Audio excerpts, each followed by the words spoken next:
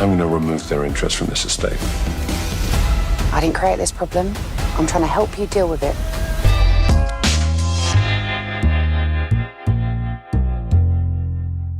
Hey man, I love JoBlo. He just laughs because he thinks that I don't, but I do. Well, I'll trust you. News from him. Yeah. Really enjoyed the show. I got to ask you guys, coming up as young actors in Britain, was it something that you guys always wanted to do, to work with Guy Ritchie? I have to think that it would be pretty high on the bucket list, right? Yeah, his early films were big influences for us because they came out in our kind of late teens. So, you know, we had the soundtracks, we were quoting from Lock, Stock, and they had a big influence on us. And yeah, he sets up very specific worlds with a sense of cool, I guess. So yeah, that was definitely an allure for us. Yeah, 100%. I mean, definitely for me as well. I think particularly Snatch for me. I mean, Lock, Stock kind of like was a game changer because it just, the vibe of it, the music, this, like you say, the soundtrack. I remember buying that and just like listening to it on repeat, and it's still a banger. There's like two James Brown songs on it.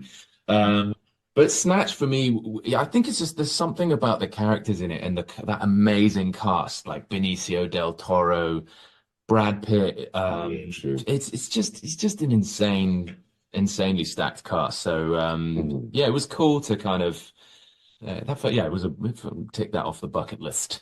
One of the things that I really liked about your character is that he starts off as kind of this really upstanding, kind of almost like heroic, stoic kind of character. But then as the show goes on, you make that transition to becoming kind of a hardened gangster. I have to think that must be interesting as an actor to do over 10 episodes as opposed to in a 2-hour movie.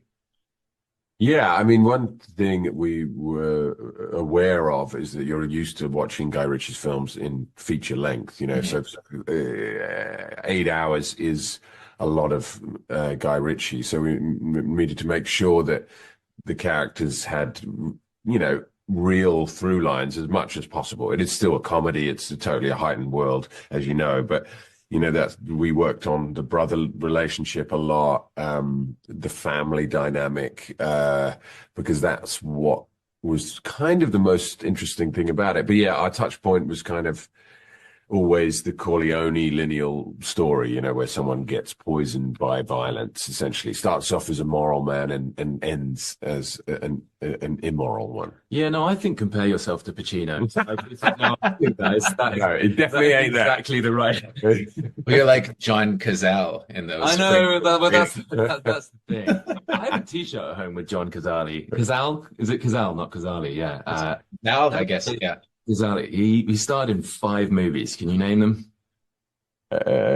Scarface. All Best Picture nominees. Godfather 1, Godfather 2, Deer Hunter, Dog Day Afternoon, Conversation. Wow. All Best Picture nominees. Can you believe that? I mean, God rest his soul. You know, every single one of them. Taken too soon, but just like, what an actor. Anyway, and I definitely am not comparing myself to him. But yeah, that dynamic definitely is something we talked about.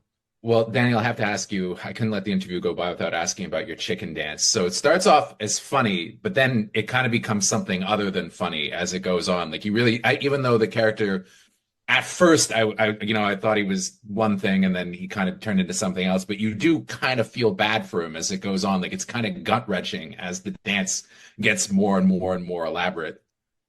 My poor mum had to leave the cinema last night for the premiere. Yeah, she found it very heartbreaking, very stressful. Yes. Yeah, I think that's the I don't know. I suppose that scene kind of like encapsulates what Guy was keen to do with it, which is that bait and switch that you're talking about. You know what I mean? Like, and you know, and we were saying this before. The sort of the whole mood of the sequence, the editing, you know, the sort of building music and sense of dread, and Peter's performance as Tommy Dixon, kind of just shifting to that point where you're like, something's going to go wrong here. And it was really important to the story as a whole and to his character, I think, that the audience can kind of conceive of Freddie as someone you're like, actually, I sort of understand how he gets to that point. And I definitely understand why he now feels guilty about it and needs to step in and kind of save his brother from himself. People either survive in the jungle or exist in the zoo. What do you think, John? I think you should fuck off back to your country house and wank off your spaniel. Kai, I'm a huge fan of yours. I'd love to see you take on this kind of gangster role, which seems like an interesting departure for you. I was wondering if you could talk to me a little bit about, relishing being in a Guy Ritchie film or Guy Ritchie. Thank you. That's very kind of you. I just thought it'd be really fun to play someone like that. And oddly enough, Susie's probably the closest to my actual upbringing than any of the characters I've ever played. I certainly didn't grow up with zombies running around mazes. I'm used to seeing people be dodgy in the estate. I love it. And I understand that world. I get that world. I can see the nuances in that world. I think it's an interesting world to play with. I think Guy does that really, really well. You can do it in a very dark way. It could have been some kind of gritty little indie movie, but I also liked learning to play with the comedic side of my performance and to bounce off of the comedic performances around me. I just thought it'd be a lot of fun.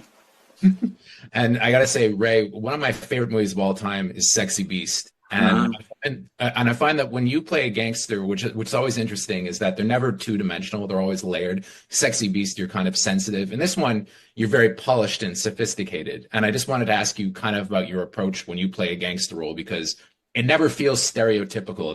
It's never quite what you expect. It's always a little different.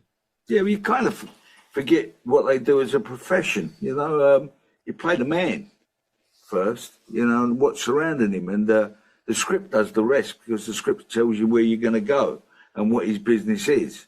So you have to forget about that. Forget about being a gangster. You're a businessman, and our business happens to be in this weed, and they got morals because they don't do the powder. Leave the powder alone. So that's the mentality of these guys, and so, and he's a family man. He's got kids, and one's the muscle because he ain't got the brains to be the business, but so he's like mum, and she's like dad, and she's together, goes out, and while I'm incarcerated, she goes out and does the business, and she does it very well. And Harry, I have to ask you, I was reading that you grew up in East London and that you were a big Guy Ritchie fan. Yes. It must be kind of cool for you to play the kind of the Cockney muscle boxer in this. I mean, that always feels like kind of the role that everybody would play. I mean, for me, it's probably actually just cooler to be in a Guy Ritchie film and work with such a great cast. From my world, they're all legends, so you grew up watching them, right? So now I'm standing next to them. Playing the old Cockney boxer bit. Sort of easy to slip into because I kind of grew up around it. Do you know what I mean? So that was the easy bit. The hard bit was actually not like bottling it and getting too nervous to be able to actually perform with these lot. So, but yeah, the role was easy, but it was a big task just because, like I said, bucket list stuff. Ticked it off in one go, which was amazing. So.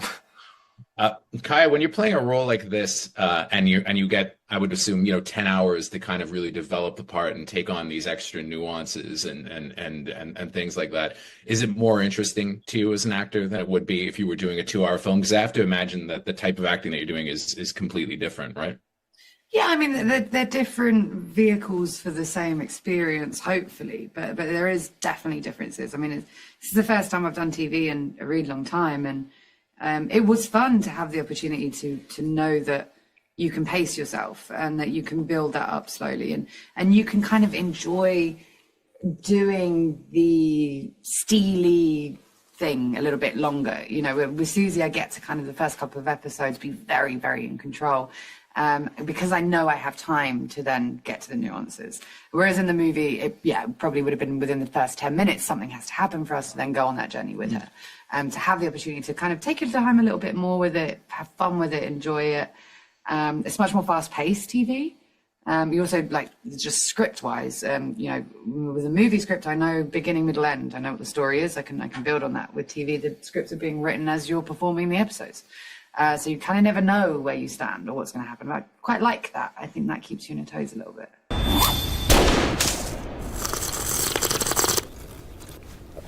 Lapsang Su Chunk.